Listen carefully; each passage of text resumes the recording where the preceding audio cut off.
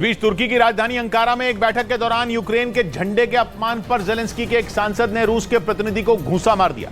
इस हंगामे की शुरुआत तब हुई जब बैठक के बाद यूक्रेन के वो सांसद अपने देश का झंडा लहराने लगे और तभी वहां मौजूद रूस के प्रतिनिधि उनके पास पहुंच गए और उस सांसद के हाथ से उन्होंने यूक्रेन का झंडा छीन लिया, जिस पर भड़के यूक्रेन के सांसद ने उन पर घूंसों की बरसात कर दी।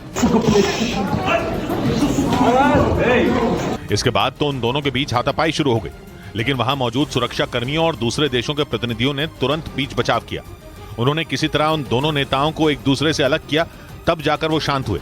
तुर्की की राजधानी अंकारा में यह बैठक पाब्सेक यानी parliamentary assembly of the Black Sea economic cooperation ने बुलाई थी, जो बाद में रूस और यूक्रेन के बीच जंग के मैदान में बदल गई, क्योंकि 2 दिन पहले मॉस्को में हुए ड्रोन हमले के बाद रूस और यूक्रेन के बीच दुश्मनी चरम पर पहुंच चुकी है। रूस इस हमले के लिए यूक्रेन को जिम्मेदार ठहराकर उसे निशाना बना रहा है और इसी वजह से यूक्रेन के कई शहरों पर एक साथ हमले हो रहे हैं। पुतिन के सैनिक न सिर्फ ड्रोन से बल्कि लड़ाकू विमानों के जरिए भी बमों और मिसाइलों की बारिश करने में जुटे हैं। यानी मॉस्को में हुए ड्रोन अटैक के बाद रूस ने यूक्रेन से बदला लेना शुरू कर दिया है। रूस के बदले की भावना का यही असर तुर्की में भी दिखा, जहां बैठक में यूक्रेन का झंडा लहराने पर पुतिन के प्रतिनिधि आपा खो बैठे और उन्होंने यूक्रेन के सांसद से उनके देश का झंडा छीन कर अपने गुस्से का इजहार करने की कोशिश की, लेकिन वहां मौजूद किसी को भी ये उम्मीद नहीं थी कि यूक्रेन के सांसद उन्हें इस तरह जवाब देंगे। उधर पश्चिमी मीडिया का दावा है कि रूस का सामना करने के लिए यूक्रेन को जल्द ही हॉलैंड से F-16 फाइटर जेट मिल सकता है। हॉलैंड इससे पहले भी जेलेंस्की के सैनिकों के लिए पेट्रियट मिसाइल डिफेंस सिस्टम समेत कई घातक हथियार भिजवा चुका है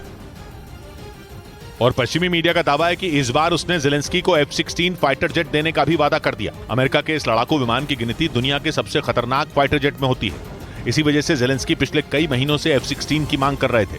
वो इन दिनों हॉलैंड की ही यात्रा पर है और इस बार उनकी मांग मान ली गई।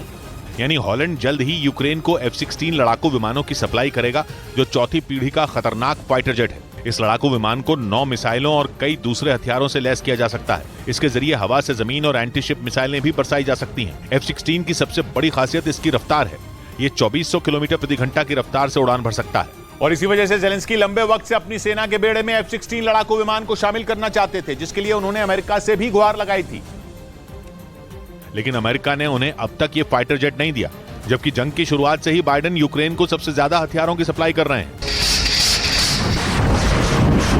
इसी के बाद जेलेंस्की ने हॉलैंड से F-16 की मांग की थी। हॉलैंड ने हाल ही में यूक्रेन को पेट्रियट मिसाइल डिफेंस सिस्टम भी भेजे थे। पेट्रियट दुनिया के सबसे खतरनाक एयर डिफेंस सिस्टम में एक है। इसकी मदद से एक बार में 4 मिसाइलें दागी जा सकती हैं। ये इतना ताकतवर है कि बैलिस्टिक और क्रूज मिसाइलों के अलावा आधुनिक लड़ाकू विमानों को भी ढेर कर सकता है। इस बीच पश्चिमी मीडिया ने एक और बड़ा दावा कर दिया, जिसके मुताबिक मॉस्को अटैक के बाद अचानक सुपर पावर अमेरिका को यूक्रेन की हवाई सुरक्षा की चिंता सताने लगी। इसी वजह से बाइडेन यूक्रेन को जल्द से जल्द ताकतवर एयर डिफेंस सिस्टम देना चाहते हैं, क्योंकि जब से रूस के राष्ट्रपति भवन पर ड्रोन से हमले की खबर आई, तब से पुतिन बौखलाए हुए हैं। पश्चिमी मीडिया के मुताबिक रूस के राष्ट्रपति जल्द ही यूक्रेन पर बहुत बड़ा हमला करने की योजना बना रहे हैं। इसके लिए उन्होंने कई बैठकें में की। यही नहीं, रूस के कुछ नेताओं ने तो दावा किया है कि यूक्रेन के दोस्तों से भी चुन चुन कर बदला लिया जाएगा। मतलब यह कि रूस के निशाने पर अमेरिका भी हो सकता है, क्योंकि क्रेमलिन पर हुए ड्रोन हमले को पुतिन अपने आत्मसम्मान पर चोट मान रहे हैं।